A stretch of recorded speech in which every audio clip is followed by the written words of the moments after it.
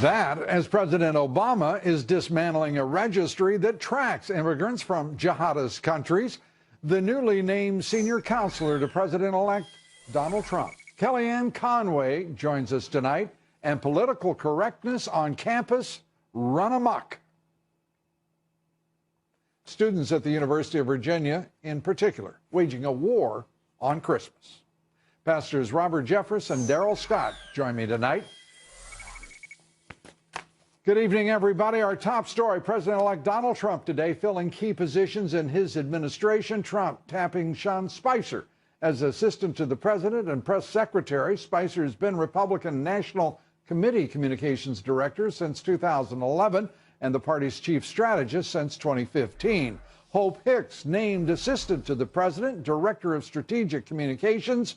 Jason Miller to become director of communications, and Dan Scavino, director of social media.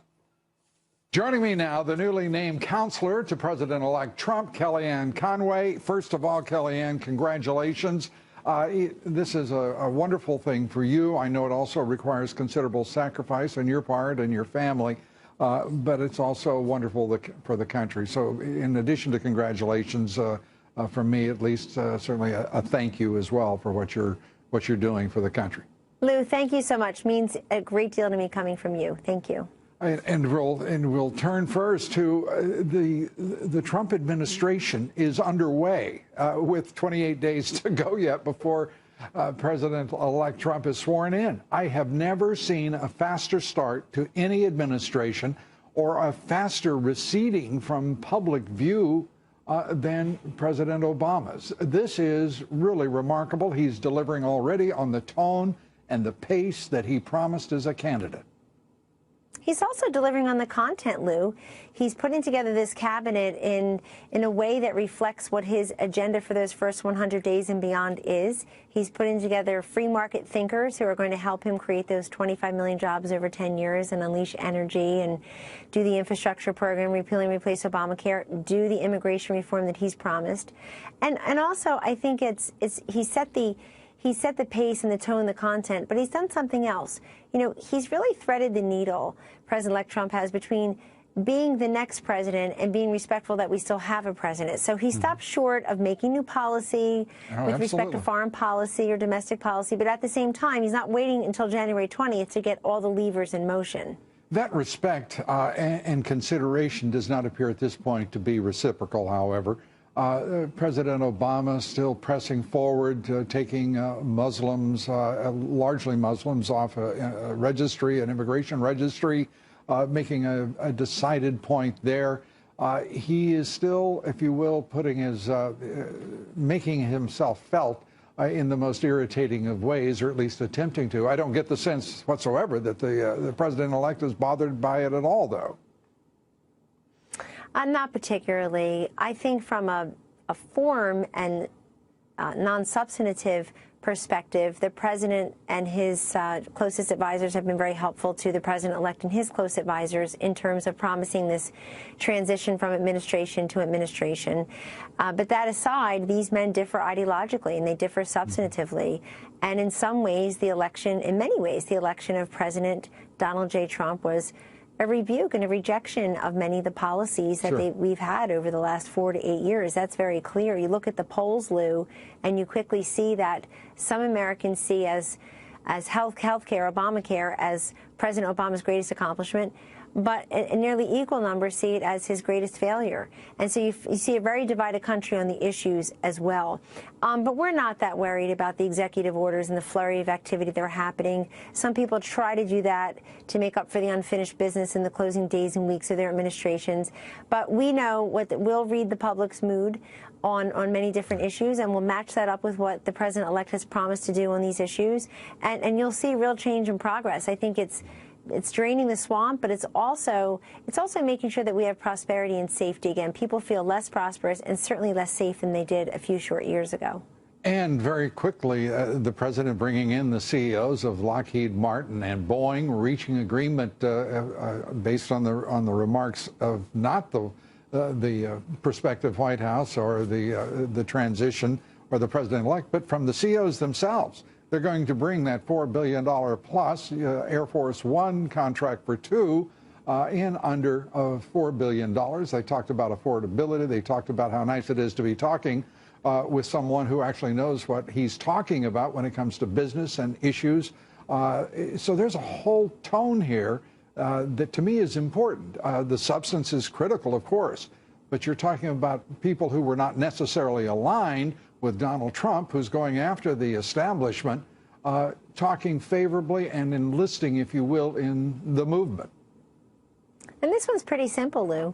This is Donald Trump as the president-elect making good on his promise to always protect the taxpayer and to protect the public fisc. So let's retrace the steps very briefly.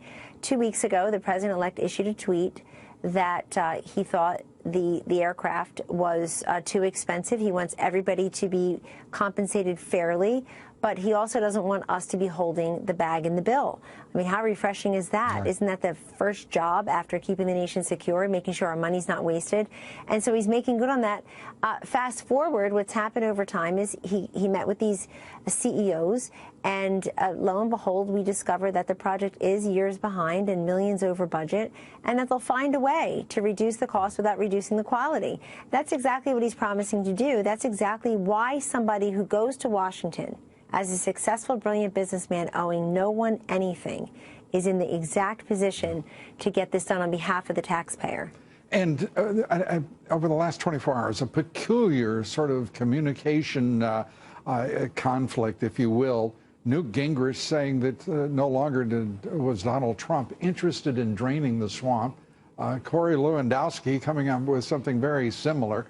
The president-elect saying, no, we're draining the swamp and we'll persist in doing so. Reconcile it for us. I think the president-elect trumps the statements. And, you know, Corey Lewandowski, a trusted advisor, the first campaign manager of a year, took Donald Trump through the primaries very successfully, and a friend of mine, Newt Gingrich, a friend of mine and a mentor of mine. Newt said today on Twitter, I goofed. Donald Trump will, in fact, drain the swamp, and the alligators should be aware. I think we'll just go back to what the president-elect has said many times. Draining the swamp, Lou, means sort of the lobbyists, the culture of corruption, and I would say the consultants, what I affectionately refer to as the staph infection. No more no-show jobs and contracts for people, Lou, who have not had a creative idea in 22 years. There's no reason to pay them for nothing.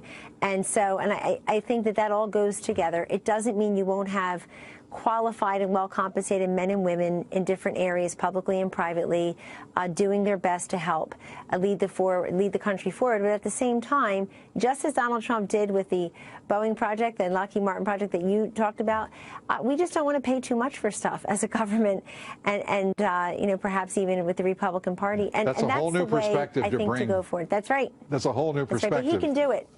He can do it. And while we're draining the swamp, people are trying to throw more crocodiles in. It ought to beware, because we'll be grabbing in the air and tossing them back. Thanks for being with us, Kellyanne Conway. Merry Christmas to you and yours, Lou. Thank you so much. God bless. Thank you. Coming up next, President-elect Trump and Vladimir Putin today revealed what they each want when it comes to the future of nuclear weapons. And do they agree? Lieutenant Colonel Ralph Peters joins me next. We're coming right back. Stay with us.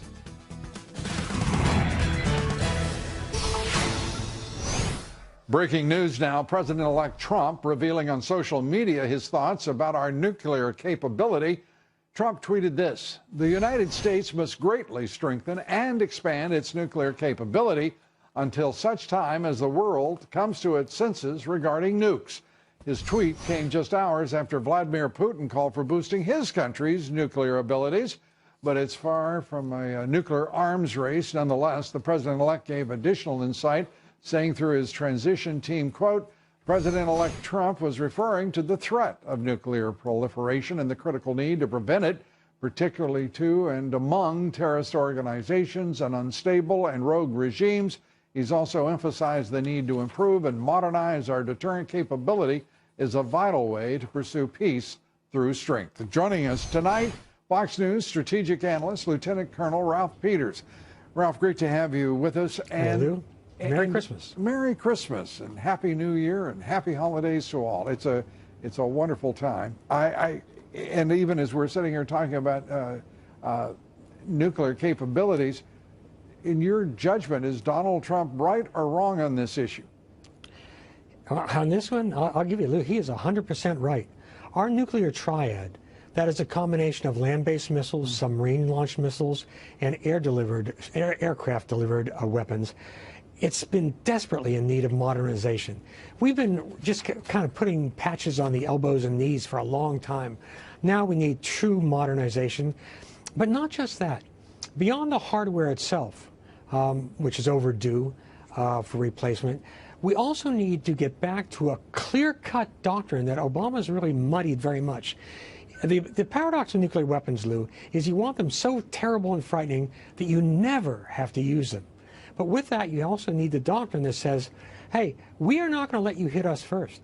You threaten us with nuclear weapons or try to use them against us, and you will pay a disproportionate price, not a little tit for tat. Yeah, in the case of North Korea, however, that's been violated because they've threatened on a number of occasions a nuclear wasteland as a result of their program. But that is, I understand, is independent from either Russia or China, a special problem, if you will, in geopolitics. Let me turn to the way in which he is reacting, talking about being right on the issue of Muslim immigration from jihadist countries, in fact, immigration from jihadist countries, and what we have seen happening in Berlin, in Germany, over the course of this week, the terrorist attack, the terrible terrorist attack. This is looming as an absolute incipient point at which U.S. policy has to change. So does Europe. What do you think? Well, I think there are several things in play, the issues behind the issues. One is that the Obama wing of the Democratic Party views immigration as a tool of social engineering. It's an article of faith with them that the less our country resembles the Founding Fathers, the better our country will be. And on top of that, you have the left's infatuation with Islam. Now, Muslims can come in a lot of different flavors. Most American Muslims are overwhelmingly constructive, law-abiding citizens. But the unwillingness to accept that radical Islam, extreme fanatical Islam, is a disease within that community that has to be torn out, cut out like a cancer, it just baffles me with the left. I'm willing to face it. And Chancellor Merkel is willing to face it. She's learned her lesson, but Obama is going to go out doing everything he can. What's the evidence of that? She's brought in somewhere around 1 million refugees, many of them illegally, and opened wide the arms of Germany to these people without proper vetting.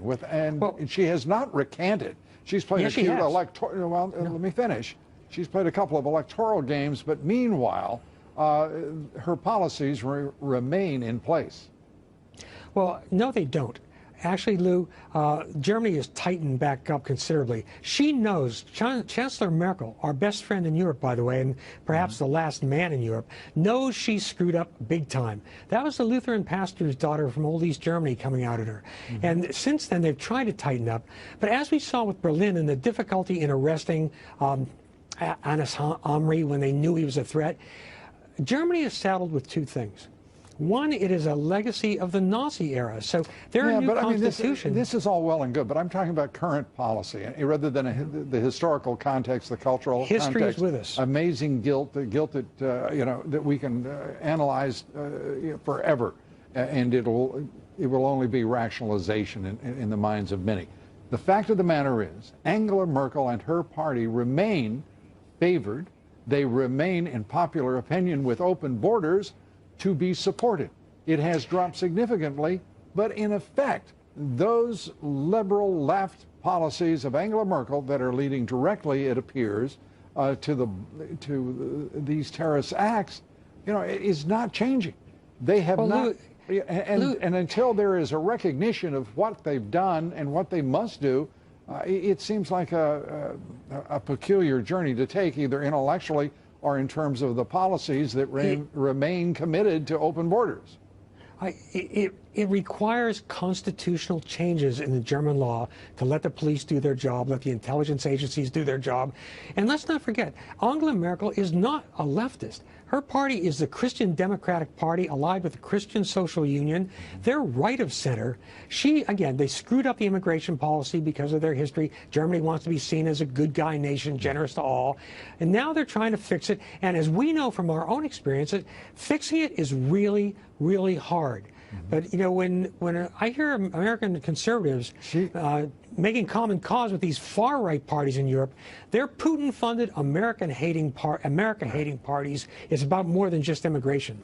It's about a lot more than immigration. And the neo-liberal globalists, and of which Angela Merkel is an important, if you will, flagpole. And, you know, it's amazing when we sit here talking about right and left on a spectrum that is global, in which she fits only one part, and that is certainly neoliberal or left, at least in my view. Colonel, we're going to have to... Not in my view. Lou, I'd trade you 1,000 Barack Obamas for one Angela Merkel. Well, you know what? The great news is you do that, I don't have to, and neither does the country. Thanks so much.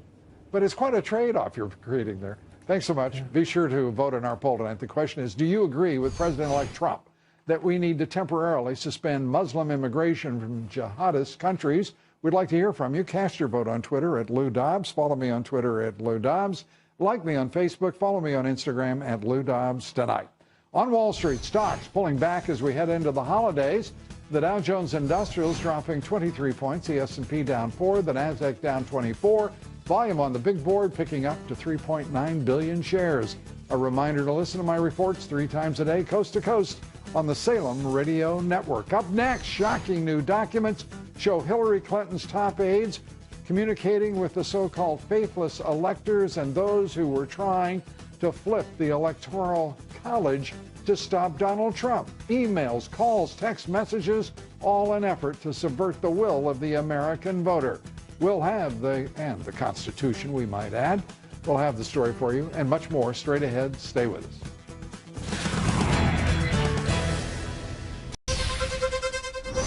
Ivanka Trump and her 3 children harassed by a fellow passenger today on a JetBlue flight out of New York. The man described as an out-of-control passenger, verbally berating the president-elect's daughter, jeering at her children, according to witnesses. Those witnesses say the passenger, who was holding his own child in his arms, yelled, quote, "Your father is running the country. Why is she on our flight?" JetBlue personnel escorted the disruptive passenger off the flight, issued this statement, quote, "The decision to remove a customer from a flight is not taken lightly. If the crew determines that a customer is causing conflict on the aircraft, the customer will be asked to deplane, especially if the crew feels the situation runs the risk of escalation during flight." Well, we're now learning about the desperate measures employed by the Clinton campaign trying to interfere with the outcome of the election and the outcome of the Electoral College vote as well. Politico reporting that Clinton's top aides kept in constant contact with Electoral College defectors and those seeking to disrupt the electoral vote. Emails from Jennifer Palmieri and Jake Sullivan show they kept in touch with organizers of that effort for weeks. One of the first conversations occurred with Colorado elector Michael Baca. Baca was one of the leaders of a group trying to flip Republican electors to a third-party candidate. Baca now faces investigation by the state attorney general for possible charges for switching his vote to Governor John Kasich of Ohio. The futile efforts of the so-called faithless electors, of course, died Monday. Ironically enough, Hillary Clinton lost more electors than Trump. Trump, by the way, only had 2 electors defect. So quite an effort there, led by the losing Dems. The metro in the nation's capital is under fire tonight, breaking with tradition, not including any mention of our next president on the Inauguration Day Smart Trip card. The metro claims they omitted a Trump photo because the president-elect's team never authorized a picture for use before the cards were printed. But permission is required to at least include Trump's name, which they didn't do. President Obama, however, there he is. He was featured prominently on the inauguration cards in 2009 and 2013. That swap definitely needs some draining. Up next, the president-elect, well, he's sticking to his battle cry that helped him win the White House. We are going to Washington, D.C., and we are going to drain the swamp. You probably heard me say it. Drain the swamp.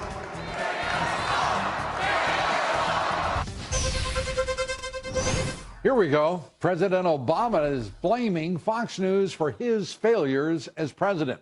In an interview with the Atlantic magazine, the president said, quote, "If people are angry that somehow the government is failing, then they are going to look to the guy who represents government." And that applies, by the way, even to some of the folks who are now Trump supporters. They're responding to a fictional character named Barack Obama, who they see on Fox News or who they hear about through Rush Limbaugh. Joining me now to make sense of all of this, veteran of 10 presidential campaigns, Republican strategist Ed Rollins. Ed, great to see you. What's he on in Hawaii? Well, Hawaii is a wonderful place, and it's a very relaxing place, but certainly these aren't clear, coherent thoughts. For a man that's been president for 8 years to basically blame Fox News or Rush or anybody else for his demise. He had bad policy most of the time. He basically got outside the box and tried to make more presidential politics than he had. And he basically let his party get destroyed. There's far fewer governors, far fewer state legislatures, far members of Congress. He's destroyed the Democratic Party single-handedly. Now, if he wants to give credit to Fox News, I for one, think that is a perfectly wonderful Christmas gift. But if he's trying to say that it wasn't his policies, his demeanor, his conduct, his just ultra-left approach and anti-democratic approach to the presidency, then he's deluding himself. Well, I think he is, and I think to a certain extent he'll have lots of time to reflect back on it and go write his book and basically do whatever. That's going to be a very thin book if it's about actual accomplishment, achievement. Well, he better write it awful quick, because I think Mr. Trump's going to undo a lot of the stuff that he did by executive order in about the first 2 weeks. So for the good of the country. So I think to a certain extent, it's always hard at the end of a presidency. It's always hard to move on. They say presidents have 2 good days: the day they get inaugurated, the day they dedicate their library. Yeah. We can't wait for him to dedicate his library. Yeah, that's to me, this is a great day for America that is approaching, and that is with Barack Obama leaving the White House and President Donald J. Trump walking in. That is an inflection point in American history, and what I personally believe is critical to the survival of the Republic. Not just the Republic. I think the free world needs a very significant leader from America, which we haven't had for a period of time. And as we watch all these various problems and we watch dictators rise up elsewhere, we need to project strength again, and certainly he will do that. Yeah, I'm more modest in my concerns and aspirations. I just want to save the Republic. Well, that's good. We need to save the Republic. There's a lot of people who don't like the Republic anymore, and want to alter that part of it. But this little blip today. Newt Gingrich and Corey Lewandowski putting out the word that the president-elect no longer wanted to use the expression "drain the swamp." What do you make of that? And how could they they were speaking for the president-elect? Well, fortunately, both are friends of mine. They don't get to speak for the president-elect. The president-elect tapped into a real slogan that drain the swamp, which is very symbolic to a lot of Americans, of going in there, fixing the system that's broken. And I think he's going to do that. So what they say is not relevant. I think at the end of the day, we'll see what the president does, and I think he's going to have a very fast start, and he's got some very capable people around him, and I think he's going to have a tremendous kickoff here. Yeah, this is a tremendous kickoff. It's fabulous. It is. And Kellyanne Conway, she's a good girl. Extraordinary. Great lady. I shouldn't say girl. I guess she's a girl, but she's a great young lady who's going to be a very significant player for the country. Counselor to the president. That's a very honored title. Some great people have had that title in the past, and I hope she does half as well as Ed Meese did, who had it, or Karen Hughes, who had it for George W. Bush. Well, I think she'll do just fine. I think she'll do double what they did. And she'll be a real. I just build those expectations. She'll be a real inspiration too. As a working mother with 4 kids who make sure her kids are not going to be neglected. I congratulate her on the job. I just think she's going to be such a force, an intellect, and just a terrific person to have next to the president when he needs sage counsel, and a great person. There's a great person. There's others there too, but she certainly played a very critical role. Will continue to play. Absolutely. It was quite something. And Ed Rollins is quite something. Thank you, my friend. Good to Merry Christmas. Merry Christmas to you. It's nice to be able to say that again, isn't it? Yeah, isn't it? I've always said it, but it's just Merry Christmas. Yeah, me too. Those of you who don't recognize Christmas, wish you happy holidays, but Merry Christmas to those of us that care about it. I can say amen, brother. How about that? It's perfect. Thank you. Thanks so much, Ed Rollins. President Obama today announcing he's formally scrapping the once mandatory registry for immigrant men visiting from jihadist countries. The program, launched after the September 11th terrorist attacks, hasn't been in use since 2011. And the United Nations today indefinitely postponed a vote that sought to condemn Israeli settlement construction in the West Bank and East Jerusalem. The delay came hours after the president-elect publicly urged that resolution be vetoed. Joining me now, former senior advisor to UK Prime Minister David Cameron, Steve Hilton joins us. Steve, thanks for being here. And let's start with first the United Nations vote. Well, the deferral of that vote. It seemed to be specifically tied to one cause, and that is Donald J. Trump, president-elect, saying this should be vetoed. And it's just so interesting, the energy he's bringing to the role, even before he's there, and you're seeing it all over the place. And I thought this was really encouraging. It shows that actually the world is understanding now that there are going to be some big changes. It is not going to be business as usual. And that is what I think we need to see on so many areas of policy. And today was a really strong, specific example. And we watched something that I just don't think there's been a parallel. The opposition of business to the anti-establishment candidate, that is Donald Trump, is understandable, was understandable, and next CEOs are showing up in Florida at Mar-a-Lago and meeting with the president, specifically Lockheed Martin and Boeing, to talk about reducing below the $4 billion threshold, the construction of 2 Air Force One aircraft, and the F-35 program, which is totally out of control and represents billions and billions of dollars. These big corporations, I saw it myself when I was inside government in the UK with David Cameron. These big corporations have been ripping off the taxpayer for decades, probably even more than decades. And that's because there's never been anyone in charge who really understands how to properly negotiate, who takes the personal interest in these massive deals that cost the taxpayer so much money. And it's not just that the money is way over what should be paid. The quality of what's delivered is often poor. And that all goes to the heart of Trump's argument during the campaign about draining the swamp. Because the reason that these terrible contracts go through is because the people doing the procurement deals, the civil servants and the bureaucrats, know that when they leave, they're going to end up advising those companies or on the boards of those companies. That whole mess is something that he's really going to have to clear up, and he's starting right now. Yeah, and he is serving an important notice on them. These are public-private partnerships between some of our leading corporations in the defense industry and, of course, the federal government.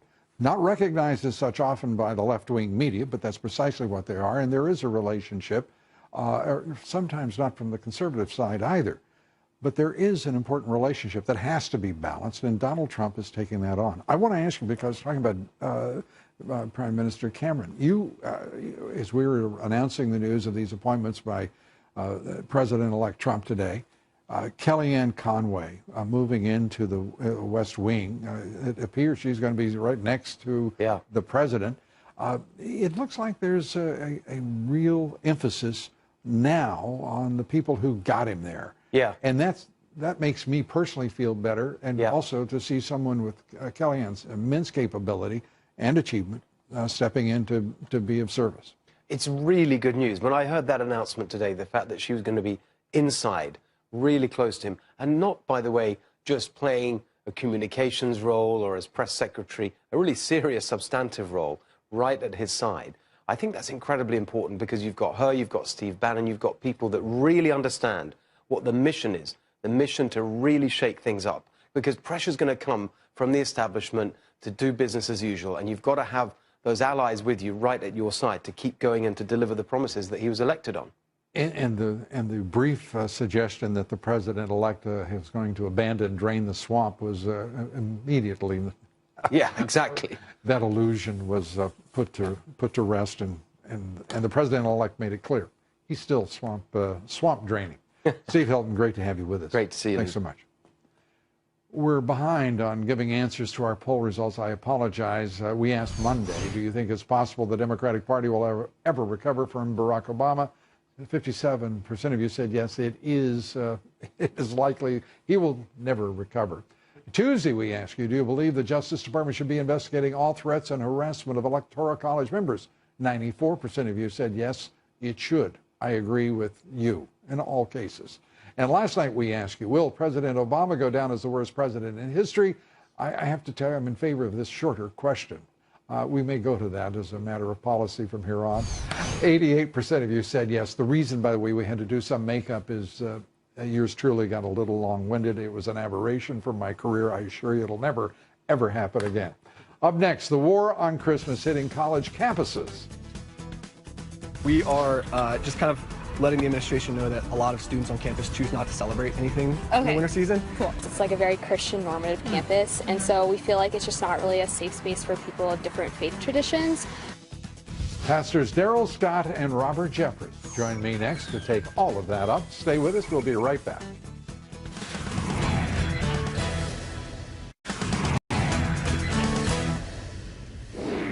A war on Christmas at the University of Virginia. The University of Virginia has been bringing us a lot of nonsense this year, and I, for one, hope it's concluding. The conservative website Campus Reform sent reporters to talk with dozens of UVA students who agreed to sign a fake petition that would ban any reference to Christmas at their school. This time of year, it feels like people can like shove their like holiday like happiness in your face, like Merry Christmas, like ooh, and it just, you know, it gets kind of old. So we're just sending a letter to the administration to be like, hey, like this can be like almost oppressive for some people. Would you guys like to sign? I will totally sign. Yes, yes. Well, joining me now, member of the Faith Advisory Council for Donald Trump, pastor at First Baptist Church in Dallas, Pastor Robert Jeffress. Pastor, great to have you with us. Senior pastor of the New Spirit Revival Center, Pastor Daryl Scott. Pastor, great to have you with us. And what do you make? I thought, to be honest, I was just talking with a number of guests about it's okay to say Merry Christmas now. Thank you, Donald Trump. Apparently at UVA, that's going to be kind of a sketchy possibility. Pastor Jeffress, your reaction? Well, look, you know, these pinhead students don't even realize that they're acknowledging Christmas every time they write the date 2016 or 2017 on an exam. I mean, we divide history by the coming of Christ into this world. But, Lou, what I want people to understand is this war on Christmas is a part of a larger war on Christianity that was launched by the left, has been facilitated by a liberal judiciary. I mean, think about this. Why was it for the first 160 years of our nation's history, Bible reading, prayer in the schools, nativity scenes were allowed and encouraged, but suddenly they become unconstitutional? Did the Constitution change? Of course not. What has happened is we've allowed liberal judges to pervert the Constitution into something that it should never be. Christians are sick and tired of this, which is why they voted for Donald J. Trump by the largest margin in history. Pastor Scott, I don't think you're going to argue with the latter part, certainly. No, I mean, I agree with Pastor Jeffress wholeheartedly. This attack on Christmas is actually an assault and attack on Christianity. It's an attack on the person and works of Jesus Christ. It's an attack on the fact that we believe Jesus Christ is God manifest in the flesh. And they have a problem with that. You don't see any other religions under attack. And you don't even see Frosty the Snowman, Santa Claus, or Rudolph the Red-Nosed Reindeer under attack, because they know that those are myths, those are fables, those are fictional tales. But since we believe Jesus Christ is God come in the flesh, there's a godless element of society that seeks to impress their godliness upon all of American society, and so they want to do away with anything that has reference to the Lord Jesus Christ. That's public school canceling a Christmas carol because of the God bless us everyone.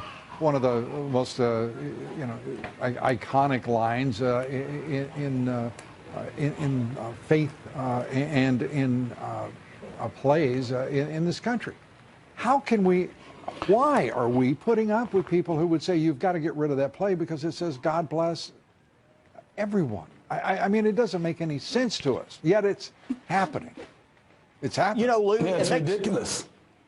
Go ahead. It makes me wonder if these same. It makes me wonder. Yeah, it makes me wonder if these same people want to climb on top of the Washington Monument and scratch out the words that are on the capstone. Praise be to God. I mean, this nation was founded as a Christian nation, and while we welcome people of all faith and no faith, this nation has always been a Christian nation. Our Supreme Court, over and over again, John Jay, the first Chief Justice of the Supreme Court, said America is a Christian nation. And Pastor Scott? And you know what? We acknowledge God in our Constitution. We acknowledge the fact that all men are created, amen, by God and endowed by God with certain inalienable rights. And so, once again, this is an attack on Christianity. I don't see any other religious holidays under attack as the Christian holidays are. We're so busy in America trying to promote tolerance, but this tolerance is tolerating everything except Christianity. They look at Christians as narrow-minded bigots, but the opposite is actually true. Christianity is being bigoted against. We're under attack, and it's once again the person of the Lord Jesus Christ that is under attack. Amen. But the Bible says no weapon formed against us shall be able to prosper. So we're going to be all right. Well, with that, a declaration of victory, you know, and frankly, there is a new sense in the country. One that is more tolerant.